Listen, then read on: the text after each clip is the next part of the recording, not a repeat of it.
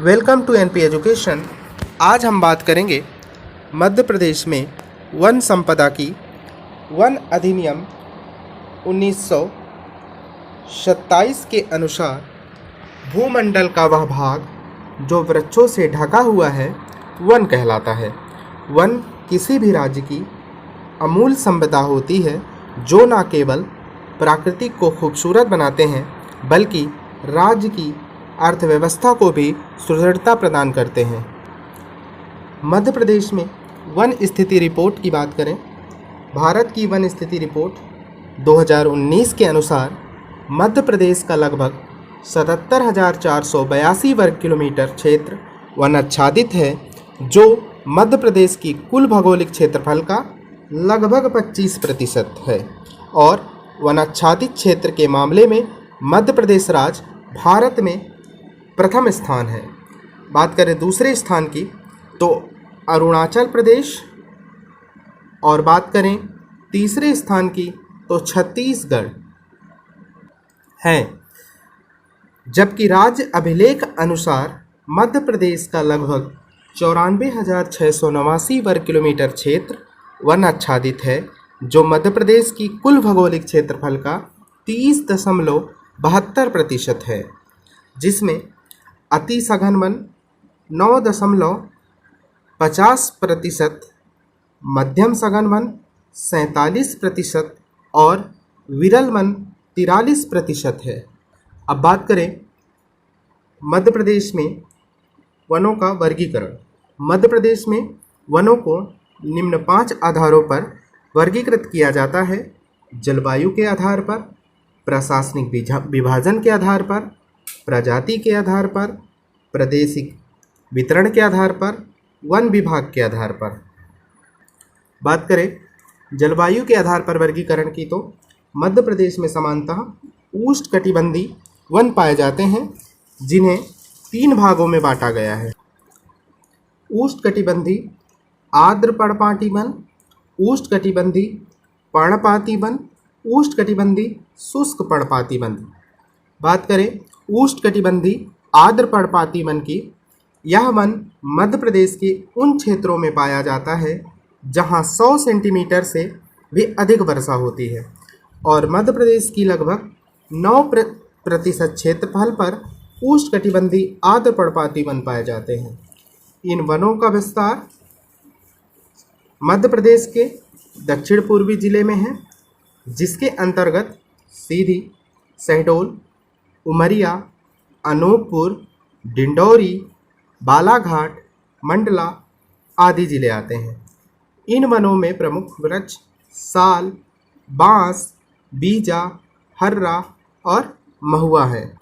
बात करें उष्णकटिबंधीय पर्णपाती वन की तो यह वन मध्य प्रदेश के उन क्षेत्रों में पाए जाते हैं जहां 75 सेंटीमीटर से 100 सेंटीमीटर के मध्य वर्षा होती है, और मध्य प्रदेश के 88% क्षेत्रफल पर उष्णकटिबंधीय पर्णपाती वन पाए जाते हैं।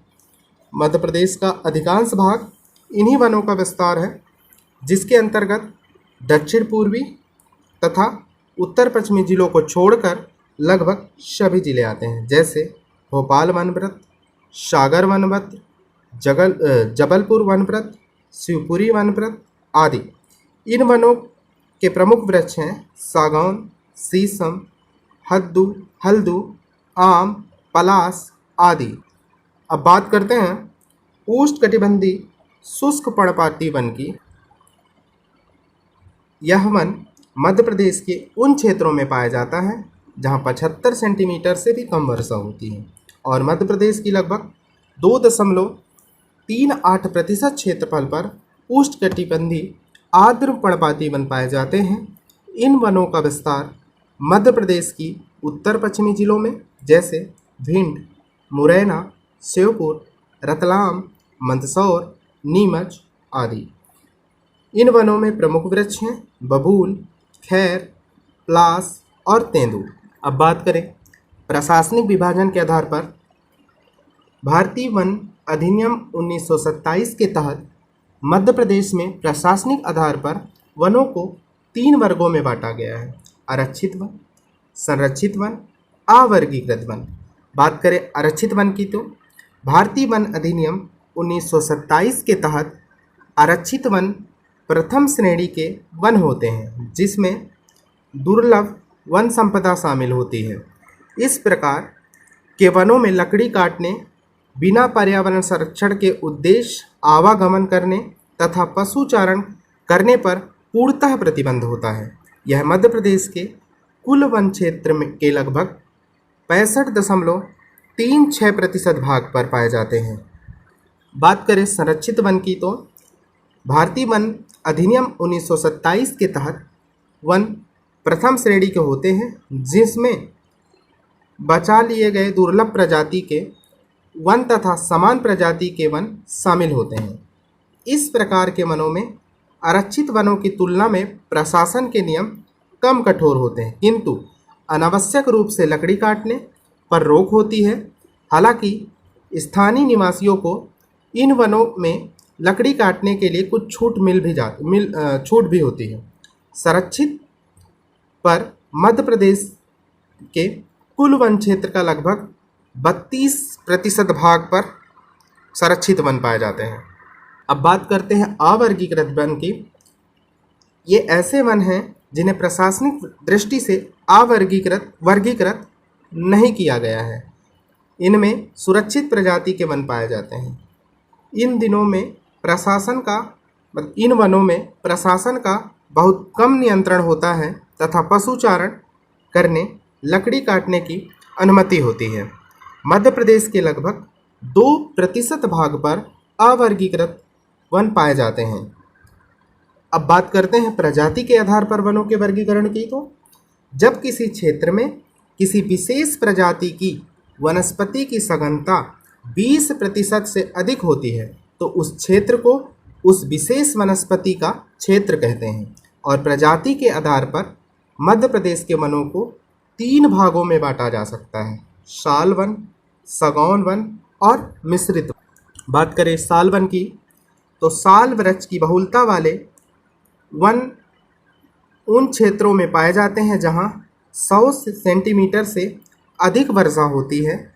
मध्य प्रदेश में साल की बहुलता वाले वन मुख्यतः मंडला, बालाघाट, सीधी, शहडोल, उमरिया क्षेत्र में पाए जाते हैं।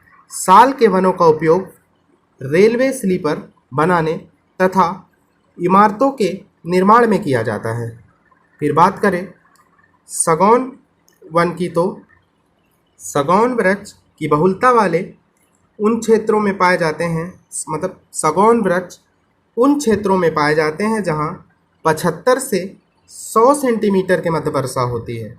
मध्य प्रदेश में सागौन की बहुलता वाले वन मुख्यतः भोपाल वनव्रत, सागर वनव्रत, जबलपुर वनव्रत, शिवपुरी वनव्रत आदि क्षेत्र में पाए जाते हैं। सागौन के वनों का उपयोग इमारती लकड़ी के रूप में तथा अन्य फर्नीचर निर्माण में किया जाता है क्योंकि यह काफ़ी मजबूत लकड़ी मानी जाती है। मिश्रित वन की ऐसे वन क्षेत्र जहां किसी एक विशेष प्रकार की प्रजाति के वन नहीं पाए जाते हैं बल्कि विभिन्न प्रजाति के वृक्षों का मिश्रण वाली वनस्पति पाई जाती है, उन्हें मिश्रित वन क्षेत्र कहते हैं। मिश्रित क्षेत्रों में तेंदू, महुआ, बांस, पलास, बबूल, साल पाए जाते हैं। प्रादेशिक वितरण के आधार पर वनों के वर्गीकरण की तो प्रादेशिक वितरण के आधार पर वनों को 3 भागों में विभाजित किया गया है: सतपुड़ा मैकल श्रेणी की पेटी, विंध्यन कैमूर की पेटी, मुरैना शिवपुरी पेटी। अब बात करते हैं सतपुड़ा मैकल श्रेणी की पेटी की तो इस पेटी में मध्य प्रदेश के सबसे घने वन पाए जाते हैं। नर्मदा पेटी का विस्तार नर्मदा सोन घाटी के समांतर दक्षिण में है। इसके अंतर्गत मुख्यतः बैतूल, छिंदवाड़ा, सिवनी, बालाघाट, अनूपपुर जिले आते हैं। अब बात करें विंध्यन कैमूर पेटी की तो इस पेटी में मध्यम सघन वन पाए जाते हैं तथा इस पेटी का विस्तार रीवा पन्ना पठार एवं बुंदेलखंड के पठार क्षेत्र में है। इस प्रदेश को तेंदुपत्ता बेल्ट भी कहते हैं। अब बात करें मुरैना शिवपुरी पेटी की, इस पेटी में सबसे विरल वन पाए जाते हैं तथा इस पेटी का विस्तार शिवपुरी, मुरैना, भिंड, शिवपुर जैसे जिलों में है। अब बात करें वन विभाग के आधार पर वनों का वर्गीकरण। राजकीय वन ऐसे वन जिसमें राज्य सरकार का नियंत्रण होता है, राजकीय वन कहलाते हैं। निगम निकाय वन ऐसे वन जिसमें नगर पालिका, नगर निगम का नियंत्रण होता है, निगम निकाय वन कहते हैं। निजी वन ऐसी वन क्षेत्र जिसमें व्यक्तिगत लोगों का नियंत्रण एवं अधिकार होता है, निजी वन कहलाते हैं। बात करते हैं मध्य प्रदेश राज्य वन विकास निगम की। मध्य प्रदेश की वनों का संरक्षण एवं संवर्धन करने हेतु मध्य प्रदेश सरकार द्वारा 24 जुलाई 1975 को 20 करोड़ की पूंजी के साथ मध्य प्रदेश राज्य वन विकास निगम का गठन किया गया। अब बात करते हैं सामाजिक वनीकरण कार्यक्रम की। वन संरक्षण में सामाजिक भागीदारी को बढ़ावा देने के लिए 1976 में मध्य प्रदेश में सामाजिक वनीकरण कार्यक्रम का प्रारंभ किया गया, जिसके तहत प्रदेश की खाली पड़ी सरकारी भूमि में सामाजिक सदस्यों द्वारा वृक्षारोपण करने को प्रोत्साहित किया गया। संयुक्त वन प्रबंधन वन संरक्षण में जन भागीदारी बढ़ाने के लिए मध्य प्रदेश सरकार द्वारा 2001 में संयुक्त वन प्रबंधन संकल्प पारित किया गया, जिसमें वन संरक्षण हेतु 3 प्रकार की वन समितियों का गठन का प्रावधान है। वन सुरक्षा समिति, ग्राम वन समिति, इको विकास समिति। अब बात करते हैं मध्य प्रदेश वन नीति 2005 की। मध्य प्रदेश में वनों का वैज्ञानिक ढंग से विकास एवं संरक्षण करने के लिए 4 अप्रैल 2005 को मध्य प्रदेश की नवीन वन नीति बनाई गई। राज्य वन विकास अभिकरण मध्य प्रदेश में संयुक्त वन प्रबंधन के माध्यम से वृक्षारोपण को बढ़ावा देने के लिए वर्ष 2010 में राज्य वन विकास अभिकरण का गठन किया गया। अब बात करें कुछ अन्य तथ्यों की, तो भारतीय वन प्रबंधन संस्थान भोपाल में है और जिसकी स्थापना 1982 में की गई थी। अब बात करें राष्ट्रीय वन अनुसंधान केंद्र, तो देहरादून है। उसका देहरादून जिसका क्षेत्रीय कार्यालय जबलपुर में है, जिसकी स्थापना 1988 में की गई थी। अब बात करें राज्य की पहली वन महाविद्यालय की, तो राज्य की पहली वन महाविद्यालय बालाघाट में है, जिसकी स्थापना 1979 में की गई थी। और बात करें दूसरी महाविद्यालय की, तो दूसरी महाविद्यालय बैतूल में स्थापित की गई थी 1980 में। बात करें मध्य प्रदेश राज्य वन विकास निगम की, तो मध्य प्रदेश राज्य वन विकास निगम भोपाल में है, जिसकी स्थापना 1975 में की गई थी।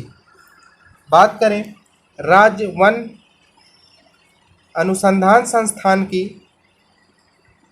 तो राज्य वन अनुसंधान संस्थान जबलपुर में है, जिसका स्थापना 1963 में की गई थी। बात करें प्रादेशिक वन स्कूल की, तो मध्य प्रदेश में बैतूल,